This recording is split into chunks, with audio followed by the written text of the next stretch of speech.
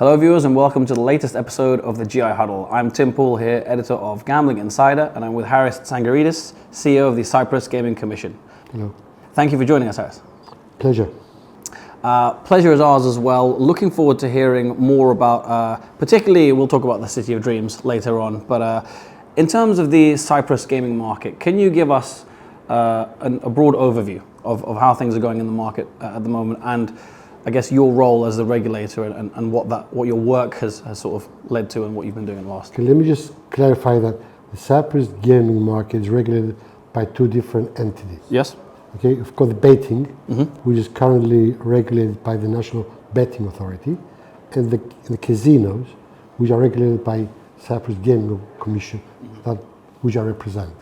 Online casinos are banned on the island, so thus we regulate the land-based casinos.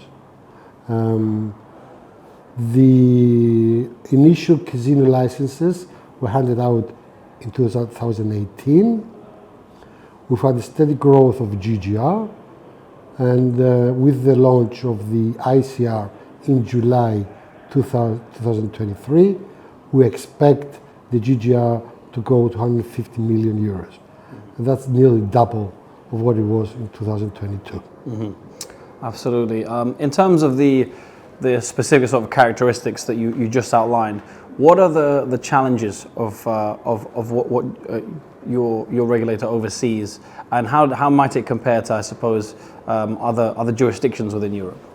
Okay, well, one of the challenges being that we've got a single operator running the casinos, which means that we need to create a good working relationship with them, while on the same time maintaining our regulatory authority. Yeah.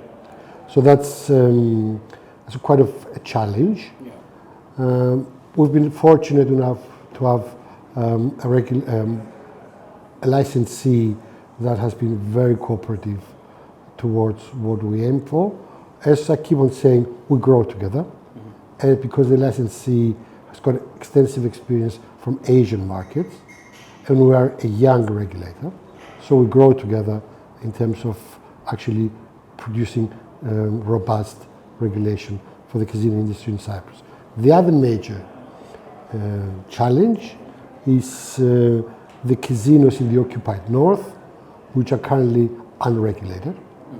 And they have an unfair competitive advantage towards the properly EU-regulated casino.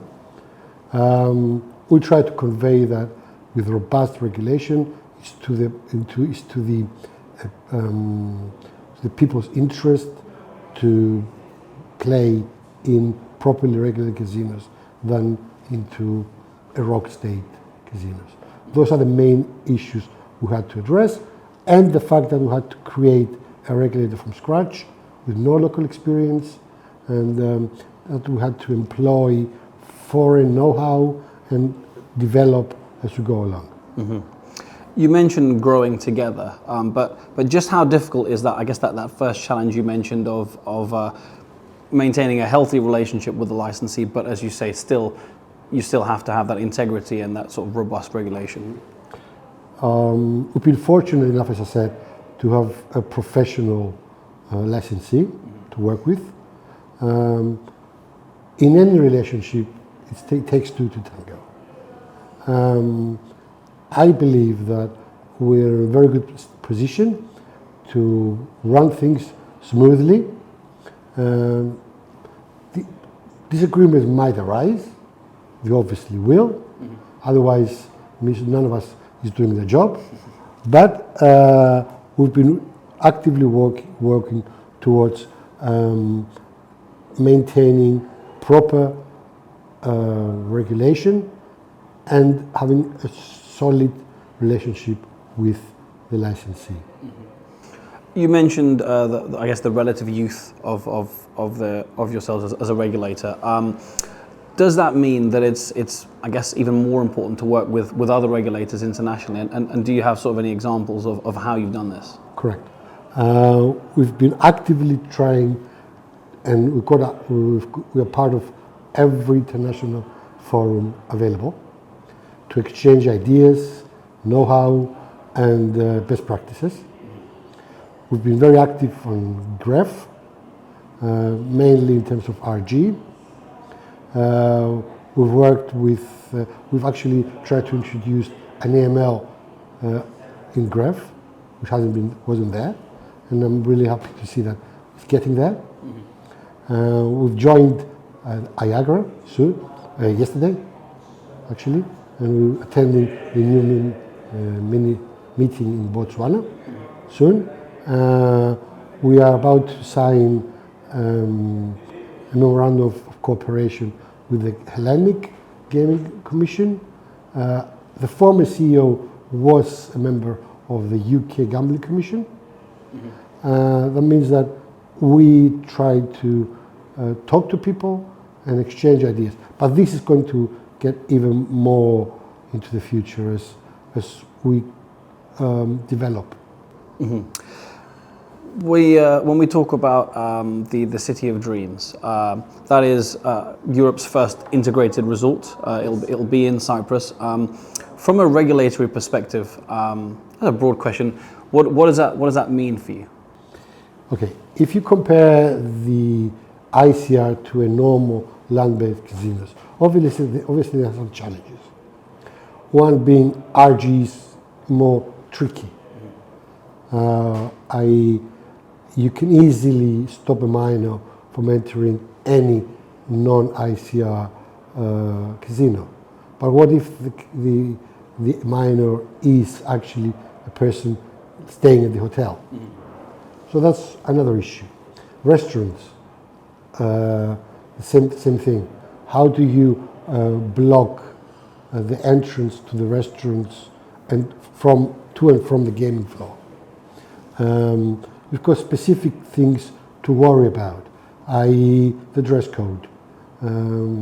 Someone said it's a really nice, beautiful resort, and they want to go around with short trousers and slippers. I mean, will they be allowed to enter the casino floor, or won't they? These are kind of things that you need to worry about.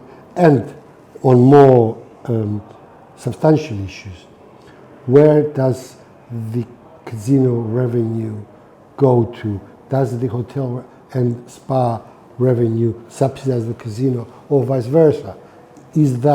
Should that be regulated or not? All these questions need to be answered.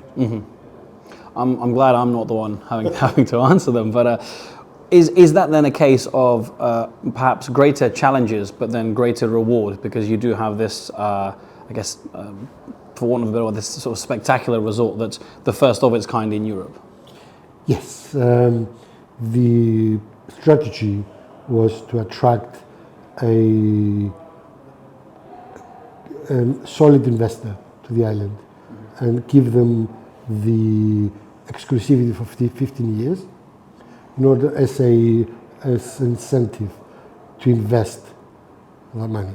The investment, I think, reached in the area of 700 million euros just for that resort. So that was the giveaway given. So yeah, it was a way to attract solid investment. The results are spectacular. However, means that we've got a big asset on our hands that we need to properly manage and regulate. Yeah, the concept of integrated resorts obviously proven in Asia and in America. Over time, how do you think that concept will fare in Europe? I think that eventually ICRs will catch up. I'm not quite sure now that the dust will settle with the online gaming, which I think will find its place in the gaming mix. Then I believe operators will understand that proper luxury casinos will never lose its place. It reminds me of the discussion with cinemas and streaming. So you've got people actually stream at the houses, but if they want a real cinema experience, cinemas haven't died. They have yet improved they've gone into giving better quality. So I think that's the way forward.